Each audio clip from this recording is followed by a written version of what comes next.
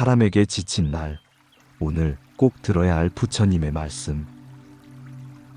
사람이 힘듭니다. 아침에 눈을 뜨면 또 누군가를 만나야 하고, 또 누군가의 말을 들어야 하고, 또 누군가에게 상처받을지 모른다는 생각에 문득 다시 이불을 덮고 싶어집니다. 착하게 살려고 했습니다. 남에게 피해주지 않으려 애썼고, 먼저 화내지 않으려 참았고, 이해하려고 노력했습니다. 그런데 어느 순간 내가 왜 이렇게까지 해야 하나 싶은 순간들이 찾아옵니다. 내가 베푼 만큼 돌아오지 않는 관계들, 내가 양보한 만큼 더 요구하는 사람들, 내가 참은 만큼 더 함부로 대하는 말들. 그래서 지칩니다. 사람이, 관계가, 세상이 지칩니다. 부처님은 이런 우리를 보셨습니다. 2500년 전에도 사람들은 지금의 우리처럼 사람 때문에 아파했나 봅니다. 모든 괴로움은 집착에서 비롯된다. 부처님의 이 말씀이 처음엔 차갑게 느껴질 수 있습니다. 내가 집착해서 아픈 거라니, 내가 너무 기대해서 상처받은 거라니, 마치 내 탓을 하시는 것 같아서 서운할 수도 있습니다. 하지만 천천히 그 말씀 안으로 들어가 보면 부처님은 우리를 탓하신 게 아니라 우리가 놓여있는 고통의 구조를 보여주신 것입니다. 우리가 아픈 건 사람을 사랑해서가 아니라 사람이 내 기대대로, 내 마음대로, 내가 원하는 모습으로 있어주길 바라는 그 마음 때문입니다. 자식이 효도해야 한다고 생각했습니다. 배우자는 날 이해해줘야 한다고 믿었습니다. 친구는 배신하지 말아야 한다고 기대했습니다. 직장 동료는 최소한의 예의는 지켜야 한다고 여겼습니다. 그런데 사람들은 내 기대대로 살아주지 않습니다. 자식은 자식대로 바쁘고, 배우자는 배우자 나름의 생각이 있고, 친구는 친구의 사정이 있고, 동료는 동료의 입장이 있습니다. 그걸 머리로는 압니다. 그런데 가슴이 납득하지 못합니다. 그래서 또 기대하고, 또 실망하고, 또 상처받습니다. 부처님은 또 이렇게 말씀하셨습니다. 원망하는 사람과 함께 있는 것도 괴로움이고, 사랑하는 사람과 헤어지는 것도 괴로움이고, 바라는 것을 얻지 못하는 것도 괴로움이니라. 이 말씀을 읽을 때마다 부처님도 사람이셨구나 싶습니다. 궁전을 떠나 수행의 길로 나섰을 때 부처님도 사람들 때문에 힘들었을 것입니다. 함께 수행하던 동료들과의 갈등도 있었을 테고, 자신을 비방하는 사람들도 있었을 것입니다. 그래서 이 말씀들이 더 따뜻하게 느껴집니다. 부처님은 이론이 아니라 당신의 아픔으로 이 말씀을 하신 것입니다. 그렇다면 우리는 어떻게 해야 할까요? 부처님은 사랑하지 말라고 하시지 않았습니다. 기대하지 말라고만 하시지도 않았습니다. 대신 이렇게 말씀하셨습니다. 모든 것은 변한다. 사람도 변합니다. 어제 날 사랑하던 사람이 오늘은 날 힘들게 할 수 있습니다. 어제 날 미워하던 사람이 오늘은 날 이해할 수도 있습니다. 고정된 것은 없습니다. 영원한 관계도 없고 영원한 마음도 없습니다. 이 말이 허무하게 들릴 수도 있습니다. 하지만 부처님의 말씀은 그 반대입니다. 변하기 때문에 소중한 것입니다. 영원하지 않기 때문에 지금 이 순간이 귀한 것입니다. 그렇다면 우리가 할 수 있는 건 이것뿐입니다. 지금 이 순간, 이 사람과의 인연을 있는 그대로 받아들이는 것. 좋은 인연이면 감사하고, 힘든 인연이면 배우고, 끝난 인연이면 보내주는 것. 부처님은 이것을 무집착이라 부르셨습니다. 무집착은 무관심이 아니라 사랑하되 소유하지 않고, 관계하되 얽매이지 않고, 베풀되 대가를 바라지 않는 것입니다. 다만 이것 하나는 분명합니다. 사람에게 지친 날, 우리가 잘못해서 지친 게 아니라는 것, 우리가 약해서 아픈 게 아니라는 것, 사람을 사랑하고 관계를 소중히 여기고 함께 살아가려 애쓰는 그 마음 자체가 이미 충분히 아름답다는 것. 다만 그 아름다운 마음이 때로는 우리를 아프게 한다는 것. 그게 사람의 숙명이라는 것입니다. 부처님은 우리에게 말씀하셨습니다. 자신을 등불로 삼고 자신을 의지처로 삼아라. 남이 어떻게 하든 세상이 어떻게 변하든 내 안의 고요함을 지키라는 것입니다. 사람들이 날 알아주지 않아도, 내가 베푼 만큼 돌아오지 않아도 나는 내 방식대로 살아가면 된다는 것입니다. 오늘 당신이 사람 때문에 지쳐 있다면 그건 당신이 아직 사람을 포기하지 않았다는 증거입니다. 관계를 소중히 여기고 있다는 증거입니다. 그러니 스스로를 탓하지 마세요. 내가 왜 이렇게 유난인가 하며 자책하지 마세요. 지칠 만큼 애썼고 아플 만큼 사랑했습니다. 이제는 잠시 쉬어가도 됩니다.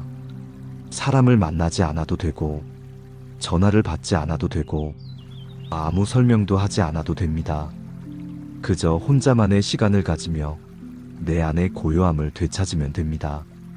부처님은 보리수 아래에서 홀로 앉아 계셨습니다.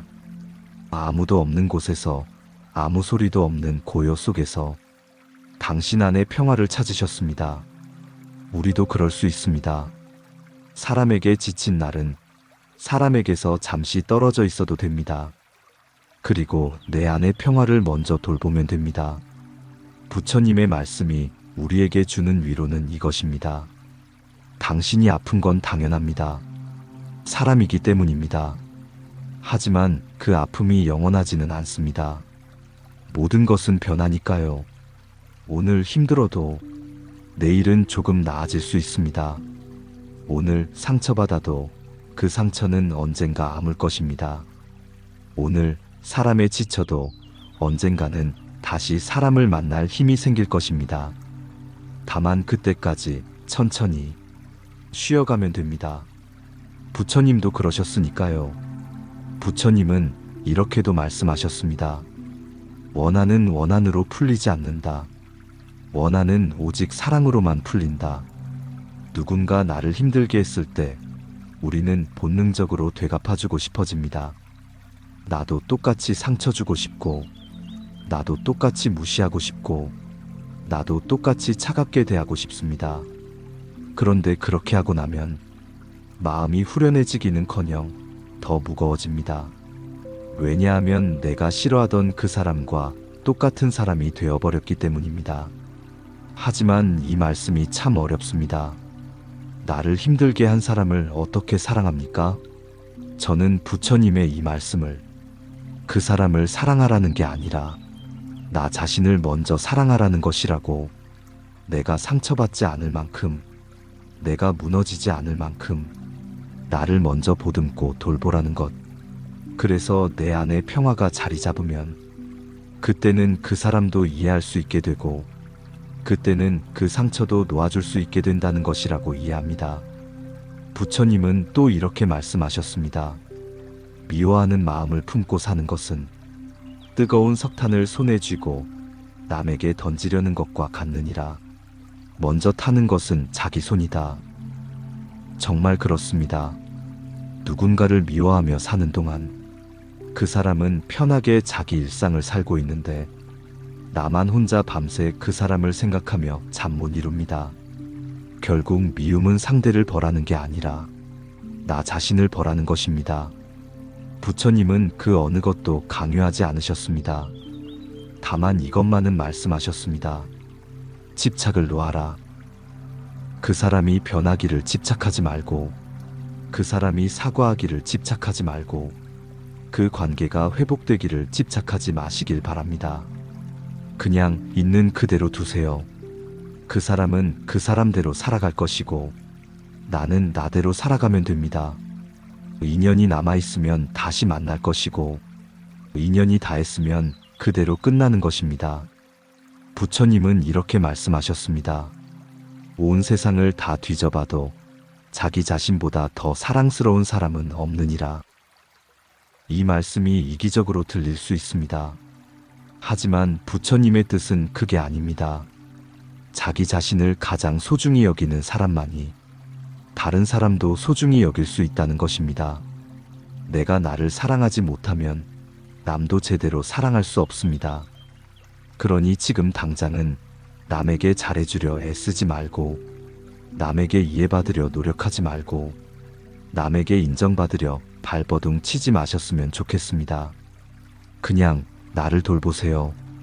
좋아하는 음악을 듣고, 좋아하는 음식을 먹고, 좋아하는 곳에 가고, 좋아하는 일을 하세요. 아무것도 하기 싫으면 아무것도 하지 마세요. 그냥 가만히 있어도 됩니다. 부처님도 보리수 아래에서 그냥 가만히 앉아 계셨습니다. 아무것도 하지 않으셨습니다. 그런데 그 고요 속에서 모든 진리를 깨달으셨습니다. 우리도 그럴 수 있습니다. 사람에게 지쳐서 아무것도 하고 싶지 않은 그 순간, 그냥 가만히 있으면서 내 안의 소리를 들으면 됩니다. 그것들이 들리기 시작하면 서서히 다시 일어설 수 있는 힘이, 다시 사람을 만날 수 있는 힘이, 다시 세상과 마주할 수 있는 힘이 납니다. 부처님은 말씀하셨습니다. 고통은 피할 수 없지만 고통받는 것은 선택이다. 누군가 나에게 상처를 줍니다. 그건 피할 수 없습니다. 이미 일어난 일입니다.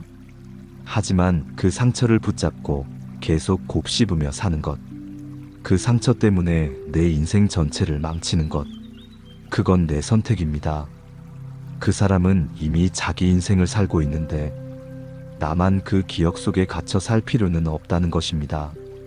부처님은 또 이렇게 말씀하셨습니다. 과거에 집착하지 말고 미래를 꿈꾸지 말라. 과거는 이미 지나갔고 미래는 아직 오지 않았다. 오직 현재 이 순간만이 우리의 것이다. 지금 이 순간, 과거의 상처도 아니고 미래의 불안도 아니고 오직 지금 이 순간, 지금 이 순간 나는 숨을 쉬고 있습니다. 지금 이 순간 나는 살아 있습니다. 지금 이 순간 나는 여기 있습니다. 그것만으로도 충분합니다.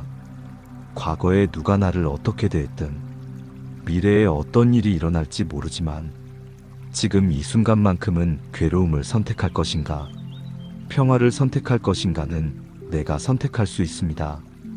부처님의 제자 중에 앙굴리말라라는 사람이 있었습니다. 살인을 업으로 삼던 사람이었습니다. 그런데 부처님을 만나고 나서 완전히 다른 사람이 되었습니다. 사람들은 그를 용서하지 못했습니다. 앙굴리말라는 부처님께 여쭈었습니다. 제가 아무리 참회해도 사람들은 저를 용서하지 않습니다. 부처님은 이렇게 대답하셨습니다. 참아라. 이것도 지나갈 것이다. 네가 과거에 지은 업은 네가 받아야 한다. 하지만 지금 이 순간부터 새로운 업을 짓는 것은 내 선택이다.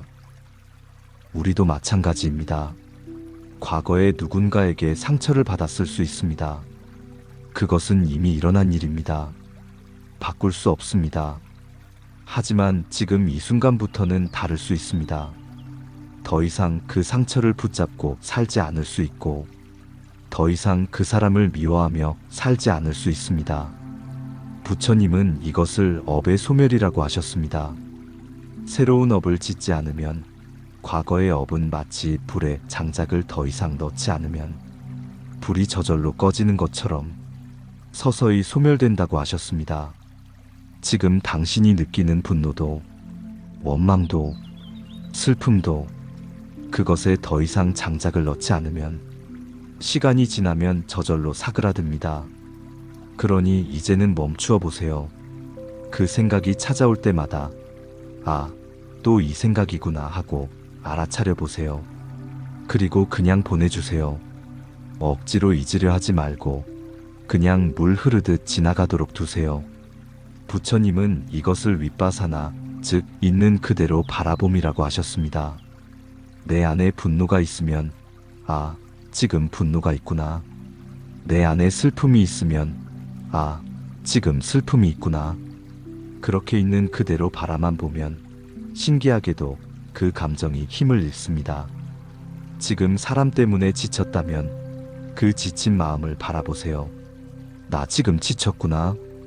나 지금 사람이 싫구나. 그렇게 인정하고 바라보세요. 그러면 조금씩, 아주 조금씩 그 마음이 누그러집니다. 당장 내일 달라지지는 않을 것입니다. 하지만 한 달 후, 1년 후, 문득 돌아보면 많이 나아져 있을 것입니다. 부처님도 하루아침에 깨달음을 얻으신 게 아닙니다. 6해 동안 숲속에서 수행하셨습니다. 그 긴 시간 동안 외롭고 힘들고 포기하고 싶은 순간도 많았을 것입니다. 하지만 부처님은 포기하지 않으셨습니다. 끝까지 자신과 마주하셨습니다. 우리에게도 그 길이 열려 있습니다. 당장 부처님처럼 될 수는 없어도 한 걸음씩 그 길을 걸어갈 수는 있습니다. 오늘 하루만이라도 누군가를 원망하는 마음을 내려놓고 나 자신을 조금 더 따뜻하게 대해주면 됩니다. 그것만으로도 충분합니다. 부처님의 마지막 말씀이 있습니다. 모든 것은 변한다. 게으르지 말고 정진하라. 이 말씀을 들을 때마다 가슴이 뭉클해집니다. 게으르지 말라는 말씀이 포기하지 말라는 말씀처럼 들립니다. 힘들어도 지쳐도 아파도 포기하지 말고 계속 걸어가라는 말씀처럼 들립니다. 하지만 동시에 모든 것은 변한다는 말씀도 하셨습니다. 지금 이 괴로움도 변합니다. 지금 이 아픔도 지나갑니다. 지금 이 지친 마음도 회복될 것입니다. 사람에게 지친 날, 우리는 혼자라고 느낍니다. 아무도 날 이해해주지 않는 것 같고 세상에 나 혼자 남겨진 것 같습니다. 하지만 부처님은 말씀하셨습니다. 이 세상 모든 사람이 괴로움을 안고 산다. 나만 힘든 게 아닙니다. 나만 지친 게 아닙니다. 나만 사람 때문에 아픈 게 아닙니다. 지금 이 순간에도 수많은 사람들이 나와 같은 마음으로 밤을 지새우고 있습니다. 모두가 각자의 아픔을 안고 살아갑니다. 나만 유난스러운 게 아니라는, 나만 약한 게 아니라는 것. 그걸 알면 조금 덜 외롭습니다. 사람이 괴롭다고 해서 사람을 완전히 끊을 수는 없습니다. 우리는 결국 사람 속에서 살아갈 수밖에 없습니다. 그렇다면 사람과 적당한 거리, 숨 쉴 수 있는 거리, 내가 무너지지 않을 거리를 둘 줄 알아야 합니다. 너무 가까우면 상처받고 너무 멀면 외로운 것이 사람입니다. 부처님조차도 모든 사람에게 사랑받지는 못하셨습니다. 부처님을 미워하는 사람도 있었고 부처님을 해치려는 사람도 있었습니다. 그런데 부처님은 그들을 원망하지 않으셨습니다. 그냥 있는 그대로 두셨습니다. 저 사람은 저렇게 생각하는구나. 그렇게 받아들이시고 당신의 길을 가셨습니다. 우리도 그럴 수 있습니다. 나를 이해하지 못하는 사람이 있어도, 나를 힘들게 하는 사람이 있어도 그들을 바꾸려 애쓸 필요가 없습니다. 그냥 나는 내 길을 가면 됩니다. 부처님은 이렇게 말씀하셨습니다. 물은 높은 곳에서 낮은 곳으로 흐른다. 그 누구도 물의 흐름을 막을 수 없다. 우리 인생도 그렇습니다. 내 인생은 내가 가야 할 곳으로 흘러갑니다. 누군가 막으려 해도 결국 흘러가야 할 곳으로 흘러갑니다. 그러니 조급해하지 마세요. 지금 당장 모든 게 해결되지 않아도 천천히 시간이 흐르면서 제자리를 찾아갑니다. 사람에게 지친 오늘, 이 지침이 헛되지 않을 것입니다. 이 아픔이 나를 더 깊은 사람으로 만들 것입니다. 왜냐하면 아파본 사람만이 다른 사람의 아픔을 진짜로 이해할 수 있기 때문입니다. 부처님도 그러셨습니다. 궁전에서 편안하게 사셨다면 사람들의 괴로움을 이해하지 못하셨을 것입니다. 고통을 직접 겪으셨기에 고통에서 벗어나는 길을 찾을 수 있으셨습니다. 지금 당신이 겪고 있는 이 아픔도 언젠가는 누군가를 위로하는 힘이 될 것입니다. 지금 당신이 흘리는 이 눈물도 언젠가는 누군가의 눈물을 닦아주는 손이 될 것입니다.